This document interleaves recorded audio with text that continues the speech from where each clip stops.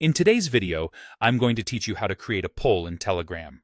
We'll keep it simple and clear so you can follow along whether you're on Telegram desktop or Telegram web. Start by opening Telegram on your computer or in your browser. Once you're in, head to the group or channel where you want to run your poll. Polls work best in places where multiple people can vote, like community groups, team channels, or announcement hubs. If you're posting in a channel, you may need the right permissions from the admins, so make sure your role allows you to create posts there. Look at the message field at the bottom of the screen. Next to it, you'll see an attach icon, often shown as a paperclip or a small menu button. Click that to reveal extra message tools. From that menu, choose Poll. This opens the poll editor where you'll set everything up. Start by typing your poll question. Make it clear and concise so members know exactly what they're voting on. Then add your answer options.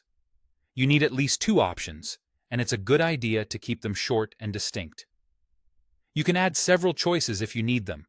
Just try to avoid overlapping answers to keep results meaningful. If you want, you can use simple emojis to make options easier to scan at a glance. Now, adjust the poll settings to fit your goal. If you enable multiple answers, voters can pick more than one option, which is useful for preference checks or scheduling. If you keep it to a single choice, the results will settle on one clear winner. Anonymous voting hides who picked what, which encourages honest feedback and keeps the focus on the overall outcome.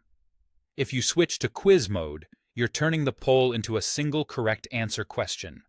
That's perfect for quick knowledge checks or fun trivia. In quiz mode, select the correct option so Telegram can highlight it for participants after they vote. Before you post, take a moment to review your question and choices for clarity and typos. When everything looks good, click Create. Your poll will instantly appear in the group or channel, ready for members to vote. You'll see the results update in real time as people participate.